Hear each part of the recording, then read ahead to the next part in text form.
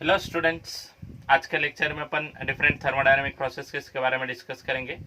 तो last lecture में अपन first law of thermodynamic सीपीसीवी के बारे में डिस्कस किए थे। तो इस लेक्चर में अपन डिफरेंट थर्मोडायनेमिक प्रोसेसेस के बारे में डिस्कस करेंगे।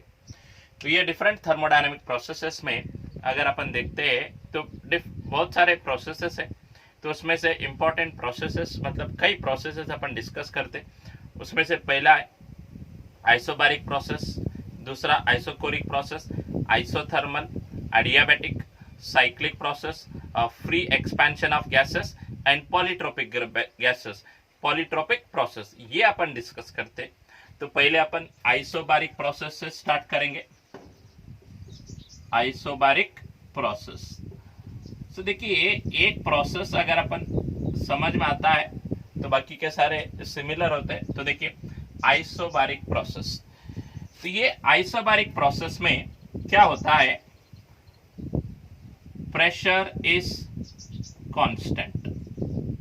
मतलब इस प्रोसेस में अगर आप गैस को हीट किए, गैस एक्सपैंड होता है या गैस कंप्रेस होता है, anything is done at constant pressure. अगर एक प्रोसेस जिस प्रोसेस के अंदर प्रेशर कांस्टेंट होता है उसको बोलते हैं आइसोबारिक प्रोसेस। देखिए इस प्रोसेस में पहला टर्म क्या है, प्रेशर इज कांस्टेंट। जब प्रेशर कांस्टेंट होता है तो ऐसा लिखते हैं volume is directly proportional to absolute temperature. मतलब इसको ऐसा लिख सकते हैं अपन V/T is equal to constant. V/T is equal to constant. अब देखो जब प्रेशर कांस्टेंट है तो मोलार स्पेसिफिक हीट क्या लेना पड़ेगा, specific heat, molar specific heat at constant pressure. तो यहां पे अगर अपन हीट एनर्जी सप्लाई करेंगे dq, तो ये dq क्या होता है, n/cp/dt से इक्वल होता है। So at constant pressure whenever heat is supplied to the system, so dq is equal n/cp/dt। cp क्या है, molar specific heat at constant pressure.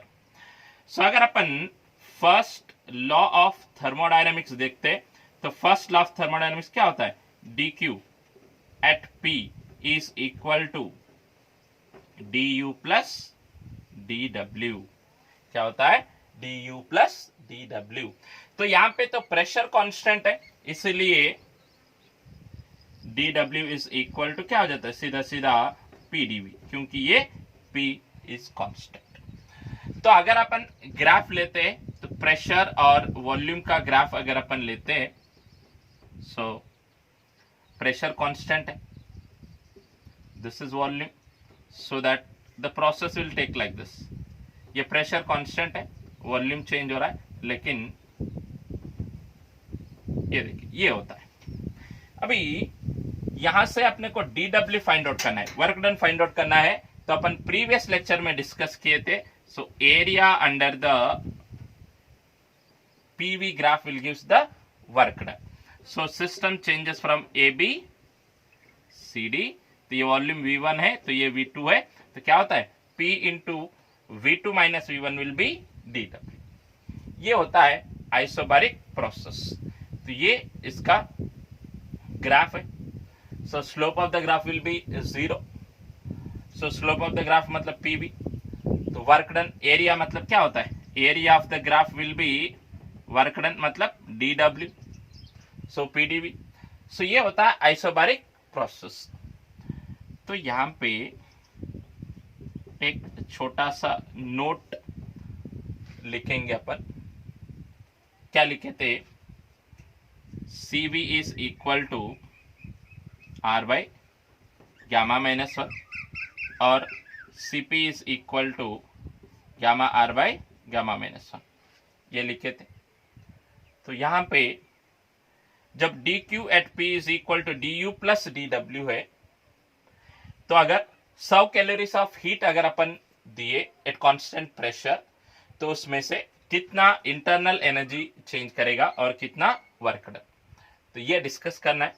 तो इसीलिए देखिए the fractional amount of heat du by dq, the fractional amount of heat uses to increase the internal energy। मतलब internal energy increase करने के लिए कितना एनर्जी यूज होता है।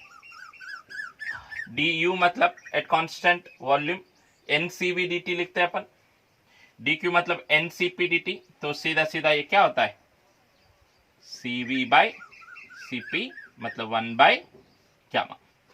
कितना है 1 by gamma. Similarly the fractional amount of heat used to do the work done dw by dq, ये कितना होता है देखो। dw मतलब अपन लिख सकते pdv या nrdt, तो dq होता है ncp dt, तो ये क्या होगा r बाई cp। यहाँ पे देखिए cp इक्वल कितना है gamma r by gamma minus 1, तो r बाई cp क्या होता है गामा माइनस 1 बाई गामा। ये होता है fractional amount of heat used to do the external work.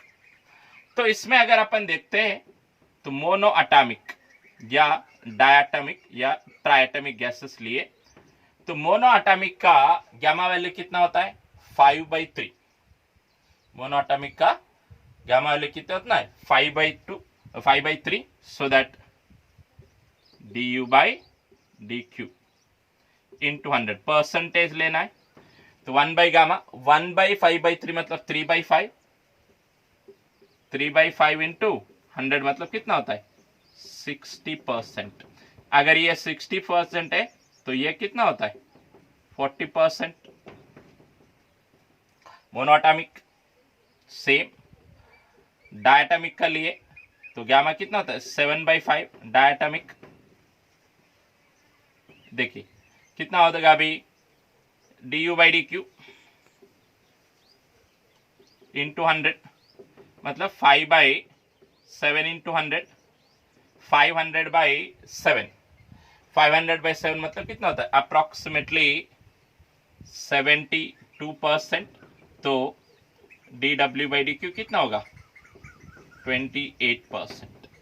ये देखिए, सो यहाँ पे आइसोबैरिक प्रोसेस में प्रेशर कांस्टेंट होता है, volume is directly proportional to absolute temperature, ratio will be constant, dq equal to ncp dt।